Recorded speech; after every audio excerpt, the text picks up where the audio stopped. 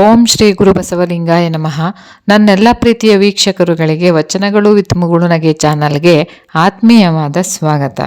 ಸ್ನೇಹಿತರೆ, ಇಂದು ನಾವು ಬಸವಣ್ಣನವರ ಒಂದು ಅತ್ಯಂತ ಆಳವಾದ ವಚನದ ಅರ್ಥವನ್ನು ತಿಳಿಯೋಣ. ಈ ವಚನವು ಮನಸ್ಸು, ಆಸಕ್ತಿ, ನಿಷ್ಠೆ ಮತ್ತು ಆಚರಣೆಗಳ ನಡುವಿನ ಭೇದವನ್ನು ಬಹಳ ಸರಳವಾಗಿ ಆದರೆ ತೀವ್ರವಾಗಿ ಹೇಳುತ್ತೆ. ಈ ವಚನವನ್ನು ಅರ್ಥ ಮಾಡಿಕೊಂಡ್ರೆ ಸಾಕು, ನಮ್ಮ ಜೀವನದ ಹಲವು ಪ್ರಶ್ನೆಗಳಿಗೆ ಉತ್ತರ ಸಿಗುತ್ತೆ. ಹಾಗಾದ್ರೆ ಬನ್ನಿ ಅಂತಹ ಒಂದು ವಚನವನ್ನು ನೋಡೋಣ. ಸುಡಲಿ ಮನವೆನ್ನ ಮಾಡಿತ್ತು, ನೆಡೆವಲ್ಲಿ ನುಡಿವಲ್ಲಿ ಅಧಿಕನೆಂದೆನಿಸಿತ್ತು. ಬೆಡಗಿನ ಕೀಲು ಕಳೆದು ಕೆಡದ ಬಳಿಕ ಕಡುಗೂಪ ಮಡದಿತ ಮುಟ್ಟಲಮ್ಮಳು. ಒಡಲನುರಿಗೊಂಬುದು ಒಡೆಯ ನರಸು ಕೊಂಬ, ಕಡುಗೂಪ ಮಡದಿಯ ಮತ್ತೊಬ್ಬ ಚನ್ನಿಗ ಕೊಂಬ. ಮುನ್ನ ಮಾಡಿದ ಪಾಪ ತನ್ನ ಬೆನ್ನ ಬಿಡದನ್ನಕ್ಕ, ಇನ್ನು ಬಯಸಿದರೊಳವೆ ಕೂಡಲ ಸಂಗಮ ದೇವ. ಈ ವಚನದಲ್ಲಿ ಬಸವಣ್ಣನವರು ಹೇಳುವುದೇನೆಂದರೆ, ಹೊರಗಿನ ನಡೆ, ಮಾತು, ವೇಷ ಇವುಗಳಿಗಿಂತ ಒಳಗಿನ ಮನಸ್ಸೇ ಮುಖ್ಯ. ಒಬ್ಬ ಮೇಲ್ಮೈಯಲ್ಲಿ ಧರ್ಮನಂತೆ, ಶುದ್ಧನಂತೆ, ಭಕ್ತನಂತೆ ಕಾಣಬಹುದು. ಆದರೆ ಒಳಗಡೆ ಅವನ ಮನಸ್ಸು ಶುದ್ಧವಾಗಿರದಿದ್ದರೆ ಅವನು ಮಾಡುವ ಯಾವುದೇ ಕರ್ಮವೂ ಕೂಡ ದೇವರಿಗೆ ಮೆಚ್ಚುಗೆಯಾಗದು ಅಂತ. ಮೊದಲ ಸಾಲಲ್ಲಿ ಹೇಳ್ತಾರೆ, ಸುಡಲಿ ಮನವೆನ್ನ ಮಾಡಿತ್ತು ನೆಡೆಯಲ್ಲಿ ಅಂದರೆ ಮನಸ್ಸು ಸುಳ್ಳಿನಿಂದ, ಮೋಸದಿಂದ ತುಂಬಿದ್ದರೂ ಹೊರಗಡೆ ಒಳ್ಳೆಯವನಂತೆ ನಡೆಯುವುದು. ಇಂದು ನಾವು ಸಮಾಜದಲ್ಲಿ ಹಲವಾರು ಜನರನ್ನು ನೋಡ್ತಿರ್ತೀವಿ. ಮಾತಿನಲ್ಲಿ ಧರ್ಮ, ನಡೆಯಲ್ಲಿ ಅಧರ್ಮ. ಎರಡನೇ ಸಾಲಲ್ಲಿ ಹೇಳ್ತಾರೆ, ನಡೆಯಲ್ಲಿ ಅಧಿಕವೆಂದೆನಿಸಿತು ಅಂತ. ಹೊರಗಡೆ ಒಳ್ಳೆಯವನು, ಜ್ಞಾನಿ, ಧಾರ್ಮಿಕನಂತೆ ಹೆಸರು ಬರುತ್ತೆ. ಆದರೆ ಅದು ಕೇವಲ ಹೆಸರಿಗೆ, ಅಂತರಂಗ ಖಾಲಿ. ಬಸವಣ್ಣನವರು ಹೇಳ್ತಾರೆ, ಹೆಸರು ದೊಡ್ಡದಾಗಿದ್ದರೆ ಸಾಕಾಗಲ್ಲ, ಮನಸ್ಸು ದೊಡ್ಡದಾಗಿರಬೇಕು ಅಂತ. ಮೂರನೇ ಸಾಲಲ್ಲಿ ಹೇಳ್ತಾರೆ, ಬೆಡಗಿನ ಕೀಲು ಕಳೆದು ಕೆಡದಿ ಬಿಳಿಕ. ಅಂದರೆ ಹೊರಗಿನ ಅಲಂಕಾರ, ವೇಷ, ಸಂಪ್ರದಾಯಗಳೆಲ್ಲ ಒಂದು ದಿನ ಬಿದ್ದು ಹೋಗ್ತವೆ. ಶಾಶ್ವತವಾದದ್ದು ಯಾವುದು? ಒಳಗಿನ ನಿಷ್ಠೆ, ಸತ್ಯ, ಶುದ್ಧ ಮನಸ್ಸು. ನಾಲ್ಕನೇ ಸಾಲಲ್ಲಿ ಹೇಳ್ತಾರೆ, ಕಡುಗೋಪ ಮಾಡಿತ ಮುಟ್ಟಲ್ಲವ್ವ. ಅಂದರೆ ಕೋಪ, ಅಹಂಕಾರ, ದ್ವೇಷ ತುಂಬಿದ ಮನಸ್ಸು ಯಾವುದೇ ಒಂದು ಪವಿತ್ರತೆಯನ್ನು ಮುಟ್ಟಲಾರದು. ನಾವು ಎಷ್ಟೇ ಪೂಜೆ ಮಾಡಿದ್ರೂ ಮನಸ್ಸಿನಲ್ಲಿ ಕೋಪ ಇದ್ದರೆ ಅದು ಪೂಜೆ ಅಂತ ಅನಿಸೋದಿಲ್ಲ. ಐದನೇ ಸಾಲಲ್ಲಿ ಹೇಳ್ತಾರೆ ನೋಡಿ, ಒಡಲು ನರಿಗೊಂಬುದು. ಅಂದರೆ ದೇಹಕ್ಕೆ ಹಸಿವು ಬರುವುದು ಸಹಜ, ಆದರೆ ಮನಸ್ಸಿಗೆ ಬರುವ ಲಾಲಸೆ, ಅಸೂಯೆ, ದ್ವೇಷ ಇವುಗಳನ್ನು ಸಂಪೂರ್ಣವಾಗಿ ನಿಯಂತ್ರಿಸಬೇಕು. ಬಸವಣ್ಣನವರು ಇಲ್ಲಿ ಆತ್ಮಶುದ್ಧಿಯ ಬಗ್ಗೆ ಮಾತಾಡ್ತಾರೆ. ಮನ್ನ ಮಾಡಿದ ಪಾಪ ತನ್ನ ಬೆನ್ನ ಬಿಡದನ್ನಕ್ಕ. ಅಂದರೆ ಕ್ಷಮೆಯಿಲ್ಲದ ಮನಸ್ಸು ತನ್ನ ಪಾಪವನ್ನು ತಾನೇ ಹೊತ್ತುಕೊಂಡು ನಡೆಯುತ್ತೆ. ಇನ್ನೊಬ್ಬರನ್ನು ಕ್ಷಮಿಸಿದವನು ಮೊದಲು ತನ್ನನ್ನೇ ಬಂಧಿಸುತ್ತಾನೆ. ಇನ್ನು ಬಯಸಿದರೊಳವೆ ಕೂಡಲ ಸಂಗಮ ದೇವ ಅಂತ ಲಾಸ್ಟ್ ಲೈನಲ್ಲಿ ಹೇಳ್ತಾರೆ.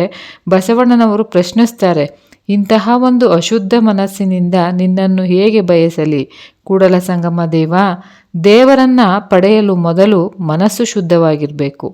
ಈ ವಚನದಿಂದ ನಮಗೆ ಕಲಿಸುವಂತಹ ಪಾಠಗಳು ಏನಂದರೆ, ಧರ್ಮ ಎಂದರೆ ವೇಷವಲ್ಲ, ಮನಸ್ಥಿತಿ. ಪೂಜೆಗಿಂತ ಶುದ್ಧ ಮನಸ್ಸು ದೊಡ್ಡದು. ಹೊರಗಿನ ಭಕ್ತಿ ಸಾಕಾಗಲ್ಲ, ಒಳಗಿನ ನಿಷ್ಠೆ ಬೇಕು. ಕ್ಷಮೆ ಇಲ್ಲದ ಮನಸ್ಸಿಗೆ ಮುಕ್ತಿ ಇಲ್ಲ. ದೇವರು ಹೊರಗಿಲ್ಲ, ಒಳಗೇ ಇದ್ದಾನೆ. ನಮ್ಮ ಇಂದಿನ ಈ ಜೀವನಕ್ಕೆ ಅನ್ವಯ. ಇಂದು ನಾವು ದೇವಾಲಯಕ್ಕೆ ಹೋಗ್ತೀವಿ, ಪೂಜೆ ಮಾಡ್ತೀವಿ, ಮಾತಿನಲ್ಲಿ ಒಳ್ಳೆಯವರಾಗೇ ಇರ್ತೀವಿ. ಆದರೆ ಮನಸ್ಸು ಶುದ್ಧವೇ? ದ್ವೇಷ, ಅಸೂಯೆ, ಅಹಂಕಾರವನ್ನು ಬಿಟ್ಟಿದ್ದೀವಾ? ಈ ಪ್ರಶ್ನೆಗಳಿಗೆ ಉತ್ತರವೇ ಈ ವಚನ. ಬಸವಣ್ಣನವರ ವಚನಗಳು ನಮಗೆ ದೇವರನ್ನು ಹುಡುಕಲು ಹೇಳೋದಿಲ್ಲ, ನಮ್ಮನ್ನೇ ಹುಡುಕಲು ಹೇಳ್ತವೆ. ಒಳಗೆ ಬದಲಾವಣೆ ಬಂದಾಗಲೇ ಹೊರಗಿನ ಬದುಕು ಶುದ್ಧವಾಗುತ್ತೆ ಅಂತ. ಈ ಮನಸ್ಸು ಸುಳ್ಳಾಗಿದ್ದರೆ ನಡೆ ಸತ್ಯವಾಗುವುದಿಲ್ಲ. ಬಸವಣ್ಣನವರ ಈ ವಚನದ ಕೇಂದ್ರ ವಿಚಾರವೇ ಮನಸ್ಸು.